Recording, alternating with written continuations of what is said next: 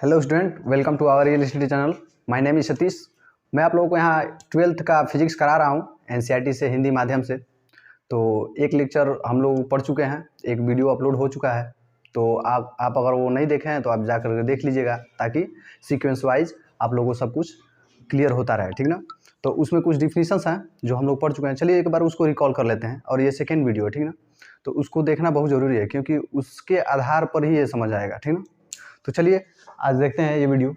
तो चलिए रिकॉल कर लेते हैं। सबसे पहले जो फर्स्ट वीडियो था उसमें हम लोग क्या क्या पढ़े थे। तो इसमें जो पहला जो हेडिंग था, जो पहला आप लोग का डिफिनीशन था, आवेश। आवेश मतलब चार्ज। तो हम बताए थे कि आवेश मतलब होता क्या है। तो आवेश क्या होता है, तो हम आप लोग को एग्जाम्पल दिए थे कि अगर हम पेन को लेकर के अपने बाल में ऐसे अगर घर्षण करेंगे तो इसमें ये आवेशित हो जाता है, ठीक है। और कोई कागज़ का टुकड़ा लेते हैं और उसको जब हम लोग स्पर्श कराते हैं तो उसमें चुंबकीय गुण उत्पन्न हो जाता है। तो उसमें चुंबक की तरह कार्य करने लगता है और वो क्या करता है, उस कागज़ को अपने तरफ आकर्षित करता है, अपने तरफ क्या करता है, खींचता है।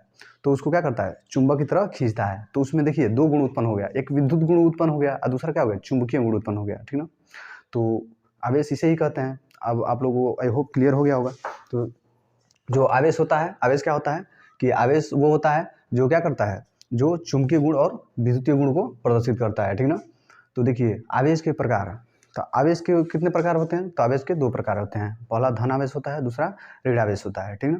अब वो कौन कौन से होते हैं तो आपको बता दिया गया, धन आवेश तथा ऋण आवेश होते हैं, ठीक। तो इसमें से हम हेडिंग डलवाए थे, मतलब नोट में करके, और बोले थे कि स्टार लगा दीजिएगा कि ताकि आप लोगों के लाइफ में ये भी स्टार लगा दे। तो देखिए, तो इसमें जो पहला डलवाए थे हम हेडिंग, तो इसमें जो पहला था तो वो ये था कि जो समान प्रकृति के आवेश होते हैं, जो समान प्रकृति के आवेश होते हैं वो एक दूसरे को रिपल्सन करते हैं, मतलब कि एक दूसरे को प्रतिकर्षित करते हैं। समान प्रकार के मतलब प्लस हो उसको आपस में लाएंगे तो क्या करेगा, एक दूसरे को प्रतिकर्षित करेगा, ठीक है। और जैसे मैं बोला था प्लस प्लस हो गया, तो प्लस प्लस समान प्रकृति के आवेश हो गए। और बोला था एक हो गया माइनस माइनस, तो माइनस माइनस मतलब समान प्रकृति के आवेश हो गए, माइनस माइनस। फिर उनको भी ला करके आपस में अगर चिपकाया जाएगा तो अब एक दूसरे को क्या करेंगे, धक्का देंगे बाहर की साइड, मतलब एक दूसरे को धक्का देके एक दूसरे से दूर हटेंगे, ठीक। और दूसरा हम बोले थे कि जो विपरीत प्रकार के आवेश होते हैं, जो विपरीत प्रकार के, तो वो एक दूसरे को क्या करते हैं, आकर्षित करते हैं, ठीक ना। हमने आपको एक एग्जाम्पल भी दिया था कि एक लड़का एक लड़की से आकर्षित होता है और एक लड़की से आकर्षित होती है, ठीक ना। तो उसमें प्लस माइनस एक दूसरे को आकर्षित करता है और माइनस प्लस एक दूसरे को आकर्षित करता है, मतलब विपरीत प्रकृति के आवेश एक दूसरे को आकर्षित करते हैं, ठीक। जैसे प्लस माइनस हो गया, माइनस प्लस हो गया, ठीक ना। और देखिए अब अगला हेडिंग क्या था, मूल आवेश। मूल आवेश होता क्या है, तो मूल आवेश भी आप लोगों को हम बता चुके हैं। मूल क्या होता है, मूल सबसे बेस यानी सूक्ष्मतम रूप होता है किसी भी पार्टिकल का, ठीक ना। तो किसी भी चीज़ का सबसे छोटा कण होता है वो मूल होता है, ठीक ना। कोई भी चीज़ बना है तो अपने मूल से ही जुड़ के बना है, ठीक। अगर हम लोग अपने बॉडी की बात करें तो हम लोग की बॉडी सेल्स यानी कोशिकाओं से मिलकर बनी है। तो हम लोग की बॉडी का मूल क्या होता है, कोशिका होता है। अनेकों कोशिकाओं से मिलकर हम लोग की बॉडी तैयार हुई है। तो इसमें से इसका जो मूल होगा वो क्या होगा, एक कोशिका होगी, ठीक ना। जैसे हम दिए थे एक घर का एग्जाम्पल, तो घर का एग्जाम्पल क्या है, एक घर का मूल क्या है, एक ईंट है, ठीक है। तो ये मूल आवेश किसे कहते हैं, तो जो एक इलेक्ट्रॉन पर आवेश जो होता है उसी को क्या कहते हैं, मूल आवेश कहते हैं, ठीक। चलिए आई होप आपको क्लियर हो गया। फिर बताए थे आवेश संरक्षण का सिद्धांत। तो आवेश संरक्षण किसी भी चीज़ का अगर संरक्षण का सिद्धांत और बोले, ठीक ना, तो मैं बताया था कि उस आवेश को ना ही नष्ट किया जा सकता है, किसी भी आवेश को ना ही नष्ट किया जा सकता है, ना ही उत्पन्न किया जा सकता है। उसको एक पदार्थ से दूसरे पदार्थ में स्थानांतरित किया जा सकता है, ठीक है। तो ये भी आप लोगों को क्लियर हो गया होगा। चलिए अब अगला देखते हैं, आवेश का क्वांटीकरण। तो क्वांटाइजेशन ऑफ चार्ज मैं ये बताया था आप लोगों को। तो जो आवेश का जो क्वांटीकरण है, तो मैं उसमें बताया था कि अगर कोई आवेश का कोई अगर संख्या लिया जाए और वो आवेश मूल आवेश के पूर्ण गुणज होना चाहिए। जैसे ना वो कर्ण में होना चाहिए, मतलब वो संख्या पूर्ण होनी चाहिए, 1 2 3 4 5, ये नहीं कि 1.5 हो, 2.3 हो, कर्णी में हो, ठीक ना। वो संख्या पूर्ण होनी चाहिए और वो मूल आवेश से गुणज होना चाहिए, यानी मूल आवेश के से गुणा होना चाहिए, ठीक ना। तब वो आवेश का क्वांटीकरण कहलाएगा, अन्यथा नहीं कहलाएगा। आई होप यहाँ तक आप लोगों को क्लियर हो गया होगा, ठीक ना। तो चलिए फिर आगे का देखते हैं आज। तो चलिए तो अब चलते हैं अब आगे वाला डिफिनीशन पर। कुछ डिफिनीशंस हैं, आप लोग डिफिनीशन समझते रहिए और 2 चैप्टर बस आराम आराम से पढ़ते रहिए। और 2 चैप्टर अगर आप लोगों को समझ में आ गया तो आगे सभी जितने भी चैप्टर हैं सब समझ में आ जाएगा, ठीक है। तो 2 चैप्टर पर समझना जरूरी होता है, उसके बाद हम लोग का माइंड उसी सेट में हो जाता है जैसे कि हम लोग को चाहिए पढ़ने के लिए, ठीक ना।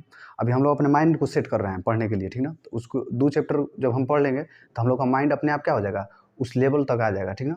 तो हम लोग का अंडरस्टैंडिंग लेवल बहुत अच्छा हो जाएगा, ताकि हम लोग सब वीडियो आराम से देखते चलेंगे और सारा चैप्टर खत्म हो जाएगा, ठीक ना। 2 चैप्टर फिनिश करने में थोड़ा टाइम लगेगा, उसका सब चैप्टर आराम से क्लियर होते रहेंगे, ठीक है। तो चलिए, तो आगे का जो हेडिंग है, तो आगे की हेडिंग की बात की जाए तो आगे का हेडिंग है आवेश के गुण। आवेश का गुण, आवेश का गुण, quality of charge, quality of charge. तो जो क्वालिटी ऑफ चार्ज है, इसमें देखिए, इसमें आवेश के गुण को पढ़ेंगे, ठीक ना। आवेश के गुण को पढ़ेंगे। तो देखिए, आवेशित अगर हम किसी चीज़ को करना चाहते हैं तो उसे कैसे करेंगे, तो उसको हम क्या करेंगे, आपस में घर्षण करा देंगे। तो एक पर प्लस चार्ज हो जाता है और दूसरे पर क्या होता है, माइनस चार्ज आवेश उत्पन्न हो जाता है, और दोनों पर समान परिमाण के आवेश उत्पन्न होता है। मतलब इस पर अगर प्लस 10 चार्ज माइक्रोकुलाम का आवेश हुआ तो इसमें माइनस 10 गुलाम का होगा, ठीक ना, माइक्रोकुलाम का। तो चलिए, तो अब हम बात कर रहे हैं इसके गुण को। तो अगर देखिए, अगर हम कोई आवेश ले रहे हैं, कोई आवेश को हम ले लिए, उसको पहले हम बाल में उसको ऐसे करके ऐसे पेन लिए, उसको ऐसे बाल में घर्षण किए, उसके बाद उसको क्या किए, एक स्थान पर रख दिए, ठीक ना। तो वो क्या करता है, अपने चारों तरफ एक क्षेत्र उत्पन्न करता है, ठीक ना, एक क्षेत्र उत्पन्न करता है, ठीक। वो क्षेत्र उत्पन्न हो जाता है। तो वहाँ हम अगर कोई कण लेकर आते हैं, कोई दूसरा चार्ज लेकर आते हैं या कोई दूसरा कण तो आता है, तो उस क्षेत्र में जैसे प्रवेश करेगा ना, उस पर एक प्रभाव प्रदर्शित करता है, ठीक ना। तो वही वैद्युत क्षेत्र होता है। वैद्युत क्षेत्र में जब कोई प्रवेश करेगा कण तो उस पर क्या करता है, अपना प्रभाव दिखाता है, ठीक ना, एक वैद्युत क्षेत्र होता है, ठीक ना। तो स्थिर आवेश क्या करता है, सिर्फ एक वैद्युत क्षेत्र उत्पन्न करता है, ठीक ना। स्थिर आवेश क्या करता है, एक केवल वैद्युत क्षेत्र उत्पन्न करता है। तो पहला ये लिख लीजिए। तो इसमें जो पहला है, पहले तो लिख लीजिए बढ़िया से कि आवेश का निम्नलिखित गुण है, आवेश का निम्नलिखित गुण है। तो इसमें से पहला की बात किया जाए तो पहला इसमें से क्या होगा, तो इसमें से जो पहला होगा, तो पहला देखिए, केवल जो स्थिर आवेश रहता है क्या करता है, एक वैद्युत क्षेत्र उत्पन्न करता है। तो केवल स्थिर आवेश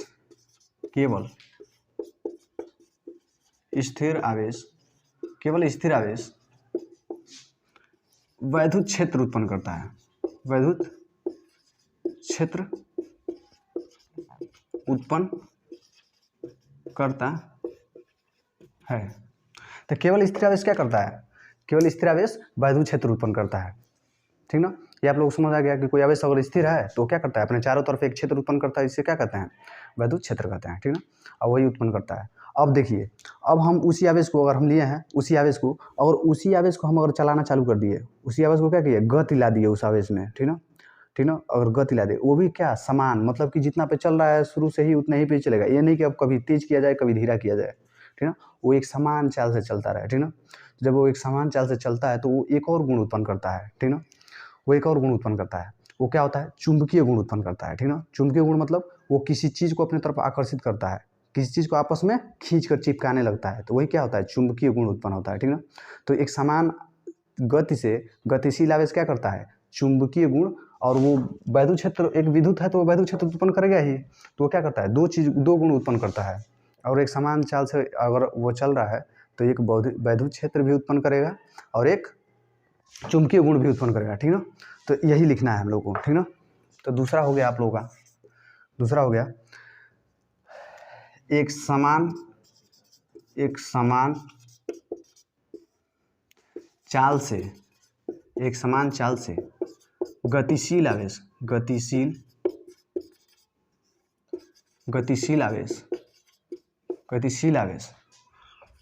वैद्युत क्षेत्र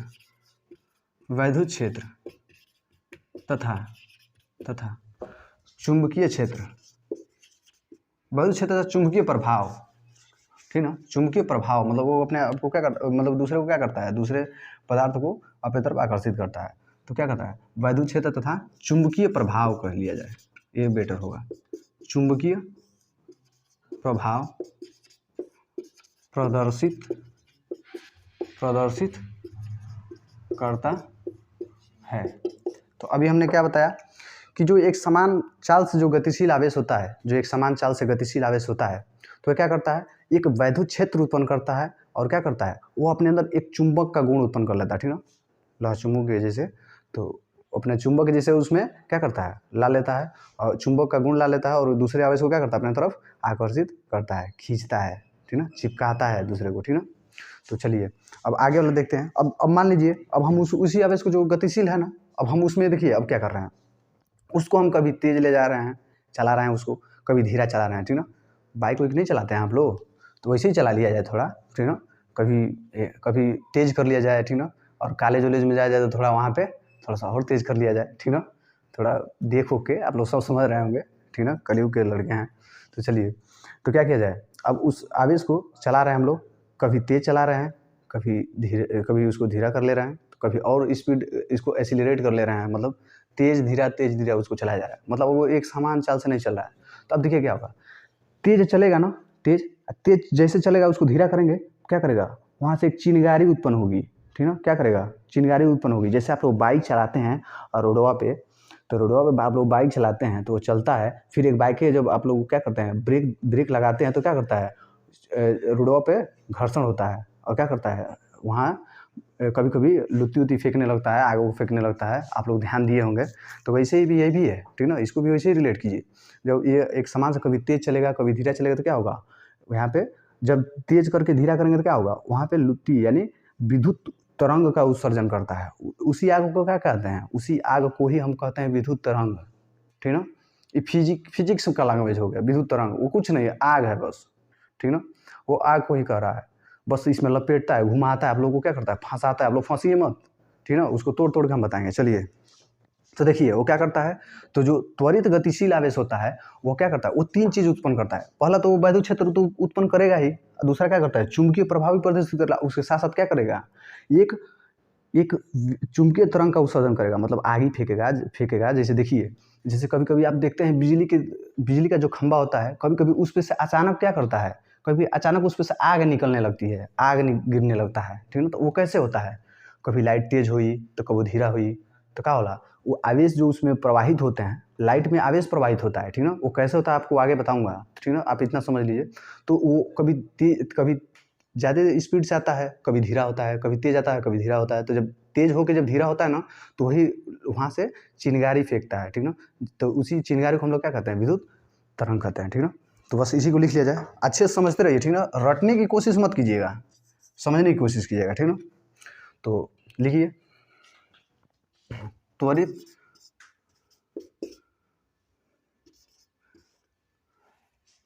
त्वरित गतिशील आवेश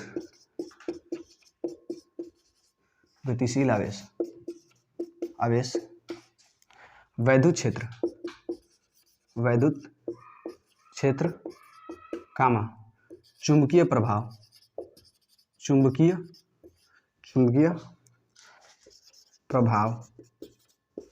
तथा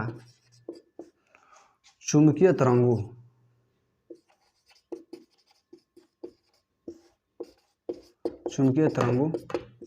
का उत्सर्जन करता है, ठीक है। तो जो गतिशील आवेश होता है, जो त्वरित गतिशील आवेश होता है, कभी तेज कभी धीरा है। त्वरण का मतलब क्या है, यहाँ पे त्वरण का मतलब तेज धीरा है, ठीक ना। यहाँ पे त्वरण का मतलब लिख लीजिए, ठीक ना, कभी तेज कभी धीमा कर लीजिए, ठीक ना, इसको ब्रेक नहीं के लिए, ताकि अच्छे से समझ में आए, ठीक ना। त्वरण का मतलब ही तेज कभी धीरा होता है, ठीक ना।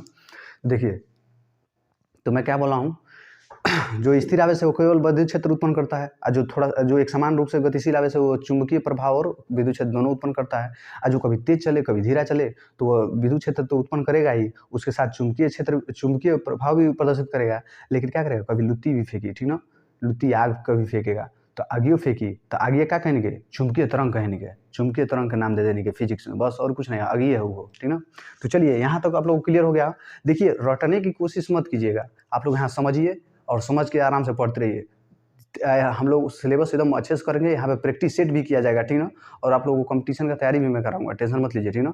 मैं यहाँ से जो लोग मुझसे पढ़ लेंगे उन लोगों को कंपटीशन में भी कोई दिक्कत नहीं होगा, मैं आप लोगों को गारंटी देता हूँ, ठीक ना, क्योंकि मैं खुद कंपटीशन की तैयारी करता हूँ। चलिए, मैं क्या क्या करता हूँ, क्या क्या किया हूँ, वो भी आप लोगों को कभी बता दूंगा, ठीक ना। तो चलिए, तो यहाँ तक स्क्रीनशॉट लीजिए। चलिए सर, अब चलते हैं आगे वाला, देखते हैं क्या है। तो देखिए, जो नेक्स्ट है, 3 हम लोग पढ़ चुके हैं, तो जो चौथा था, चौथा देखा जाए, ठीक ना। तो एक काम कर रहे हैं, थोड़ा ये इसको भी ब्लैक से लिख रहे हैं, ठीक ना। और हेडिंग देना होगा तो ग्रीन से करेंगे, ठीक ना, क्योंकि यहाँ पे अच्छे से वो दिख नहीं रहा है, ठीक ना। तो देखिए, अब आगे वाला क्या है, अगर हम किसी आवेश को क्या कर रहे हैं, हम उसको क्या कर रहे हैं, आवेशित कर दे रहे हैं किसी चीज़ को, ठीक ना, उस पर आवेश उत्पन्न हो गया, ठीक ना। और वो क्या कर रहा है, वो चुंबकीय प्रभाव भी प्रदर्शित कर रहा है, किसी चीज़ को अपनी तरफ खींच भी रहा है, तो वो आवेशित हो गया और चुंबकीय प्रभाव भी प्रदर्शित कर रहा है, ठीक ना। और उसको कभी तेज कभी धीरा उसको ऐसे गति कराएंगे तो क्या करेगा, चिंगारी भी फेंकेगा, तो उसको चुंबकीय तरंग भी कहते हैं, ठीक ना। तो ये इतना समझ गए आप लोग। अब देखिए, अगर हम इसको क्या कर दिए, आवेशित कर दिए, उस वजह इसको कितना भी तेज इधर उधर चलाएं, कैसे भी चलाएं, ठीक ना। अब इसको ऐसे गति का प्रभाव इस पर नहीं पड़ेगा, जितना रहेगा उतना आवेश शुरू में भी जितना है उतना ही रहेगा, ठीक ना। ऐसे कितना भी करेंगे, कितना भी चलाएंगे तो इस पर कोई प्रभाव नहीं पड़ेगा, ठीक ना। तो देखिए, यही लिखना है, अभी समझ में आ जाएगा क्या कह रहा हूँ। लिखिए, गति का प्रभाव, गति का प्रभाव आवेश पर निर्भर नहीं करता है, नहीं करता है।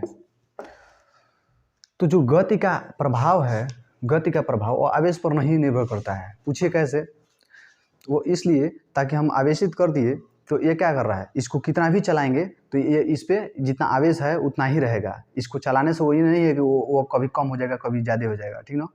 ये नहीं है कि वो कभी कम होगा कभी ज़्यादा होगा, इसके चलाने से कोई मतलब नहीं, कोई प्रभाव नहीं पड़ेगा उस पर, ठीक ना। और द्रव्यमान लिया जाए तो द्रव्यमान देखिए क्या होता है। अगर द्रव्यमान की बात किया जाए, अभी द्रव्यमान और आवेश में डिफरेंस पढ़ेंगे हम लोग, क्या क्या इसमें अंतर है, ठीक ना। और द्रव्यमान लिया जा रहा है तो द्रव्यमान की अगर बात की जाए तो आवेश अगर इसको हम चला रहे हैं तो इस पर क्या कर रहा है, द्रव्यमान पर अंतर पड़ता है। चलिए, एक हम ईंट लेते हैं, ठीक ना, आपको हम बहुत धीरे से मारते हैं, ठीक ना, बहुत धीरे से मारते हैं, ठीक, तो चोट लगा, ठीक ना। चलिए, उसी को ले लिए और ऐसे एकदम एकदम तेज के चला के हम आपको मारे, ठीक ना। अब बताइए, शुरू में भी वो 2 kg, अब 2 kg का है तो 2 kg का है, ठीक ना, 2 kg का है तो शुरू में आराम से मारे, आपको थोड़ा धीरा मतलब चोट लगा लेकिन थोड़ा कम लगा, ठीक ना। अब वही 2 kg का है, ठीक ना, और हम खुले जोर से आपको चला के मारे, ठीक ना। तो अब बताइए, अब उसमें गति आ गया, अब गति आ गया तो क्या और तेज आपको लगेगा, ठीक ना। तो मतलब इस पे द्रव्यमान पे क्या है, गति का प्रभाव पड़ रहा है, ठीक ना। ढेला चला के हम लोग किसी को मारते नहीं हैं, ऐसे चला के धीरा मारेंगे तो कम लगेगा, आले ऐसे ससुरा तो खूब तेजे मार देते हैं यार, तो उस वजह से बहुत बहुत जोर से लगेगा, ठीक ना। तो देखिए, तो आप लोग समझ गए होंगे कि द्रव्यमान पे निर्भर करता है वेग का, वेग बढ़ाएंगे द्रव्यमान बढ़ेगा उसका, ठीक ना। काहे कि वजन ज़्यादा रही तो तेज घाव लगी, ठीक ना। तो जब जैसे वेग वो में दे दे तो अधिक तेज घाव लगी। आवेश पे ना होला, ठीक ना, आवेश पे ना होला, आवेश कैसे भी करिए उतना ही रही, ठीक ना, आवेश पे कोनो प्रभाव नहीं पड़ी, ये हम कल नहीं है, ठीक ना। तो लिख लीजिए, चौथा है, ठीक ना। अब आगे देखिए, चलिए लिख लीजिए इसको, फिर आगे बताते हैं। तो चलिए, तो आगे हम चलते हैं, देखते हैं अगला वाला क्या है, जो नेक्स्ट पॉइंट है, देखते हैं क्या है। तो देखिए, अब एक आपको बात समझाना चाहता हूँ। तो देखिए, और हम आगे वाला बात करें तो अगर हम ये ले रहे हैं मार्कर में, इसको हम सोच रहे हैं कि इसको आवेशित करें, ठीक ना। अब समझिएगा बढ़िया से, अगर हम इसको आवेशित करें तो अगर हम इसको रब कर रहे हैं तो इस पर आवेशित हो जा रहा है, ठीक ना। हम मान लेते हैं एकर कोनो द्रव्यमान नहीं के, कोनो में तनको वजन नहीं के, ठीक ना, तनको एक में वजन नहीं के। भूआ ले लेते हैं, भूआ, रुई के मान लीजिए कुछ द्रव्यमान हुई, मान लेते हैं द्रव्यमान नहीं बा तो आवेशित करल जाए तो का आवेशित हुई और तनको द्रव्यमान न होगा, तो एक बात याद रखिएगा। और द्रव्यमान नहीं है उसका, और एक भी द्रव्यमान नहीं तो उसको आप लोग आवेशित नहीं कर पाएंगे, समझ में आ रहा है। मतलब बिना द्रव्यमान का आवेश संभव नहीं है, ठीक ना। लेकिन बिना आवेश का द्रव्यमान संभव है, ठीक ना, ये बात याद रखिएगा। तो द्रव्यमान रहेगा तभी आवेश रहेगा, द्रव्यमान नहीं तो आवेश नहीं, बस यही है। तो देखिए, तो पांचवा क्या हो गया आप लोगों का, बिना द्रव्यमान का बिना द्रव्यमान का आवेश आवेश संभव नहीं है, बिना द्रव्यमान का आवेश संभव नहीं है। ठीक है, बिना द्रव्यमान का आवेश संभव ही नहीं है भाई, ठीक ना, हो ही नहीं पाएगा, आप लोग इतना समझ लीजिए। ठीक है, तो देखिए अब अगला वाला आप लोग खुद जानते हैं। देखिए अगला वाला क्या लिख रहा हूँ, अगला वाला लिख रहा हूँ समान प्रकृति के आवेश, समान प्रकृति के आवेश, प्रकृति के आवेश एक दूसरे को प्रतिकर्षित करते हैं, प्रतिकर्षित करते हैं। और जो सातवां है ये क्या हो जाएगा, विपरीत प्रकृति के आवेश, विपरीत प्रकृति के आवेश एक दूसरे को आकर्षित करते हैं। अभी कैसे प्रतिकर्षित करता है, कैसे आकर्षित करता है, इसका पोस्टमार्टम करेंगे हम लोग आगे, ठीक ना, आप लोग टेंशन मत लीजिए, ठीक ना। एक एक चीज़ को हम लोग ना खोल के रख देंगे, इसी को आगे पढ़ना है, सब इसी को खोल के पढ़ना है, इसका पोस्टमार्टम कर देना है। ये सब पॉइंट ना बहुत महत्वपूर्ण है, इसको समझते रहिए, और समझेंगे ना बहुत मज़ा आएगा। बस 2 चैप्टर आप लोग हमारे साथ बने रहिए, वैसे फिजिक्स आपकी मुट्ठी में होगा, प्यार हो जाएगा फिजिक्स से, वादा कर रहा हूँ आप लोगों को, ठीक ना। और वादा नहीं, अगर नहीं आया तो बोलिएगा, अगर आप लोग हमको आप अपना 100% दीजिए, उस हिसाब से अपना रिजल्ट देख लीजिएगा, खुद आप लोगों को पता चल जाएगा, ठीक ना। क्योंकि मैं वैसा पढ़ा करके मैं बोल रहा हूँ, ठीक ना, वैसा पढ़ा रहा हूँ तो आपको डेफिनेटली आप लोगों को इसका फ़ायदा होगा, ठीक ना। तो चलिए, ये तो आप लोग समझ गए, इस पॉइंट को नोट करते रहिए, और इसमें बहुत गहराइयाँ हैं, इसको सब समझते रहिए, यही सब पढ़ना है बस, ठीक है, यही सब पढ़ना है, यहाँ पे शॉर्ट में पढ़ना है, आगे इसी को खोल के पढ़ना है बस। ये मत समझिएगा कोई इसमें अनइम्पोर्टेंट मतलब है कोई पॉइंट, फिजिक्स आप लोगों के मुट्ठी में होगा, ये मैं वादा करता हूँ। चलिए, और आप लोग बने रहिए, अगर नहीं समझ आएगा तो डिसलाइक करके चले जाइएगा महाराज, हम कभी लाइक करने के लिए, कमेंट करने के लिए, शेयर करने के लिए मैं कभी नहीं बोलता हूँ, ठीक है। बस इससे बच्चों का फ़ायदा हो बस, ठीक ना, यही मेरे लिए बहुत है। चलिए ठीक है, तो इसको स्क्रीनशॉट लीजिए। तो चलिए अब चलते हैं नेक्स्ट हेडिंग पे। तो हम लोग का नेक्स्ट डिफिनीशन क्या है, तो देखिए ये भी बहुत शानदार से पढ़ते चलिए, ठीक ना, जैसे जैसे बता रहा हूँ बस पढ़ते चलिए, ठीक ना, प्यार हो जाएगा फिजिक्स से। देखिए तो अगला जो हेडिंग है वो है आवेश तथा द्रव्यमान में अंतर।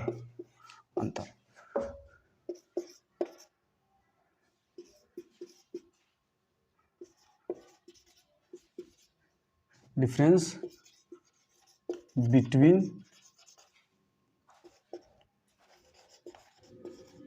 Charge and mass. थोड़ा स्पेलिंग गलती हो तो आप लोग सही कर लीजिएगा, ठीक ना, थोड़ा कभी कभी मिस्टेक भी कर देता हूँ, ठीक ना, तो थोड़ा सही कर लीजिएगा, ठीक ना। देखिए, और इसमें हम तालिका बना रहे हैं, ठीक ना, इसमें तालिका बना रहे हैं, ठीक ना। तो देखिए इधर लिखते हैं द्रव्यमान, इधर लिखते हैं आवेश, ठीक ना, इधर हो गया मास, इधर हो गया चार्ज, ठीक ना। कोचिंग करने की कोई ज़रूरत नहीं पड़ेगी, मैं आप लोगों को दावे के साथ बोल सकता हूँ। इसमें से पहला देखिए, इसमें जो पहला है इसमें समझिए क्या अंतर है। द्रव्यमान बिना आवेश का संभव है, ये द्रव्यमान है, इसमें द्रव्यमान है कुछ, लेकिन ये बिना आवेश का है, तो इसका मतलब ये संभव है। अब जो चीज़ में द्रव्यमान होगा ही नहीं उसमें आवेश ही भी नहीं करेगा, ठीक ना। जिसका द्रव्यमान नहीं है मतलब वो कोई वस्तु ही नहीं है, ठीक ना, वो झूठ मूठ फुसला हुआ दिखाता, ठीक ना। तो देखिए, तो इसमें क्या है, द्रव्यमान बिना आवेश का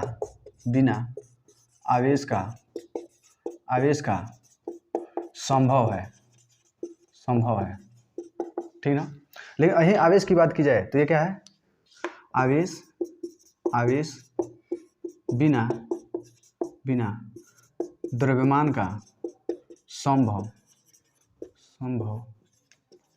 नहीं है। तो क्या है अगला, मतलब क्या लिखे हम लोग, द्रव्यमान बिना आवेश का संभव नहीं है, लेकिन आवेश, हाँ द्रव्यमान बिना आवेश का संभव है, लेकिन आवेश क्या है, बिना द्रव्यमान का संभव नहीं है। लेकिन आवेशित और किसी चीज़ को आप कर रहे हैं तो उसके लिए द्रव्यमान होना चाहिए उसका कुछ, ठीक ना, उसका द्रव्यमान होना चाहिए, उसका वजन होना चाहिए, ठीक ना। तो देखिए, और इसमें अगला क्या है, जो द्रव्यमान है ना, और दो वस्तु हैं तो वो एक दूसरे को आपस में द्रव्यमान है, उसका कुछ द्रव्यमान है, तो M1 M2 मान लेते हैं, कोई दो वस्तु हैं, वो एक दूसरे को क्या करेंगे, हमेशा आपस में उन लोगों में खिंचाव बल ही लगेगा, मतलब आकर्षण बल ही लगेगा, ठीक ना। जैसे अगर हम किसी चीज़ को हम पृथ्वी से ऊपर फेंक रहे हैं, चलिए हम एक बॉल ले लिए, चलिए एक ईंटा ले ले रहे हैं, ठीक ना।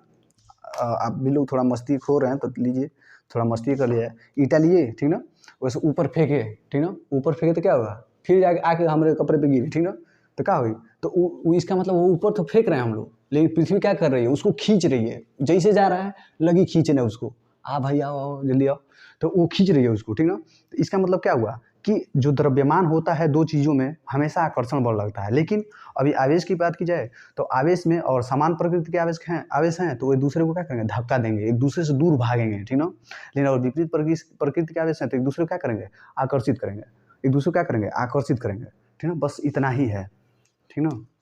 तो यही लिख लिया जाए बस। तो द्रव्यमान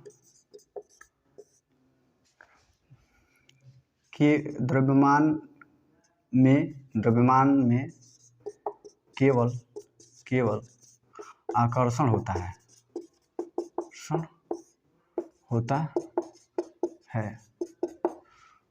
चलिए दो द्रव्यमान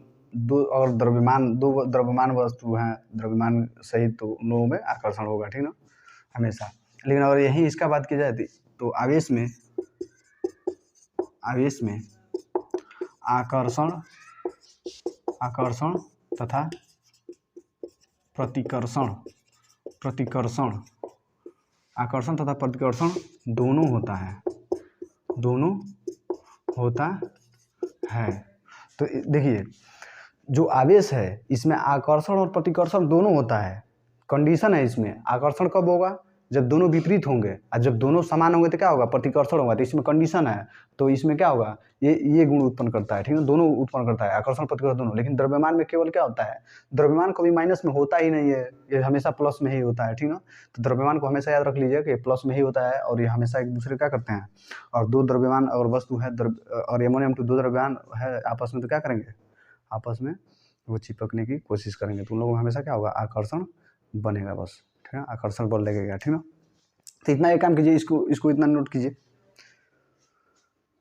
चलिए, तो आगे वाला नेक्स्ट पॉइंट देखते हैं क्या है। तो नेक्स्ट पॉइंट जो है, ठीक ना, नेक्स्ट पॉइंट जो है, और तीसरा बात किया जाए तो देखिए इसमें क्या है, जो द्रव्यमान है ना, उसमें ना गुरुत्वाकर्षण बल लगता है, ठीक है। इसमें क्या लगता है, गुरुत्वाकर्षण बल लगता है द्रव्यमान में, पृथ्वी अपनी तरफ किसी भी चीज़ को खींचती है तो क्या होता है, गुरुत्वाकर्षण बल होता है।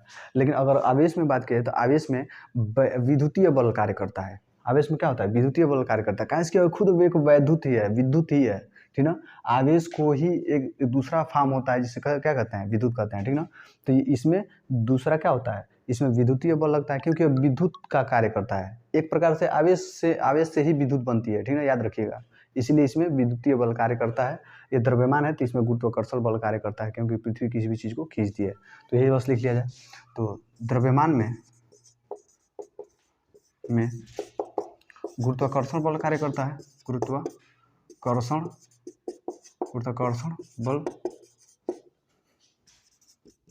कार्य करता है। और यहीं आवेश में बात किया जाए तो आवेशों में कर लीजिएगा, आवेशों में, यहाँ द्रव्यमानों में कर लीजिएगा, ठीक ना, सबसे बढ़िया रहेगा, अच्छा लगेगा, ठीक ना। यहाँ भी आवेशों में कर लीजिएगा, आवेशों में आकर्षण बल तथा प्रतिकर्षण बल दोनों कार्य करता है। तो यहाँ आवेशों में विद्युतीय बल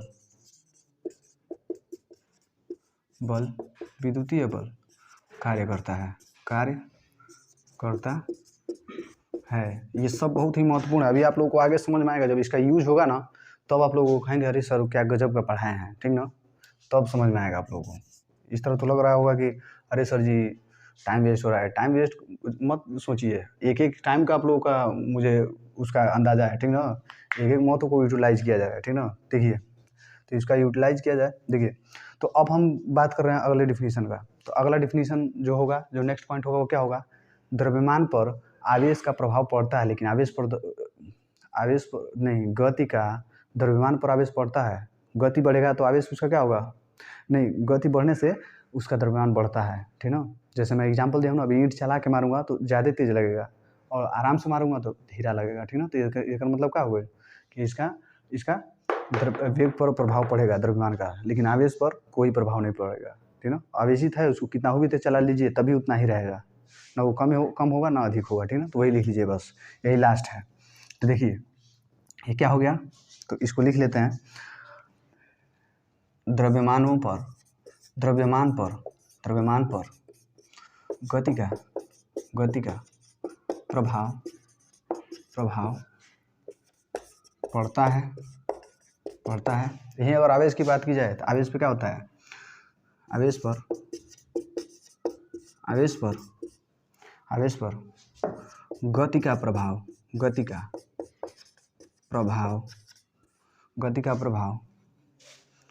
नहीं पड़ता है। तो आई होप आप लोग समझ गए होंगे। तो ये 4 पॉइंट था जो आप लोगों को मैं बहुत अच्छे से समझा के बताया हूँ। और देखिए आप लोग ये मत समझिए कि हम लोग का सिलेबस बहुत आराम से चल रहा है, ठीक ना।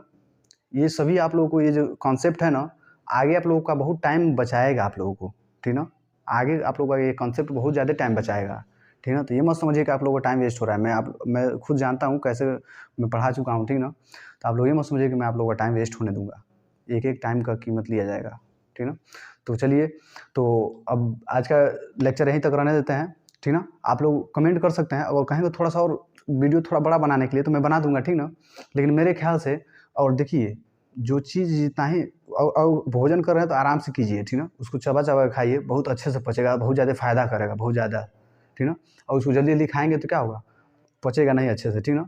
तो डाइजेस्टिंग सिस्टम पे बहुत ज़्यादा प्रभाव पड़ेगा। तो यही सेम इसमें भी है, और जितना ही तेज़ पढ़ेंगे, जितना ही जल्दी उतना ही जल्दी भूलेगा भी, ठीक ना। और जितना ही जल्दी रिलेट कर पढ़ेंगे, दिमाग लगा के पढ़ेंगे, ठीक है, आराम से समझ के नोट करके पढ़ेंगे तो बहुत शानदार समझ में आएगा, ठीक ना। मैं फिजिक्स बहुत शानदार मतलब आप लोगों को पढ़ा दूंगा, ये मेरा वादा है, ठीक ना। तो चलिए आज का वीडियो यहीं तक रखते हैं, ठीक ना। तो आप, आई होप आप लोगों को सब समझ में आया होगा। तो चलिए ठीक है, मिलते हैं फिर नेक्स्ट वीडियो में। Bye bye, take care.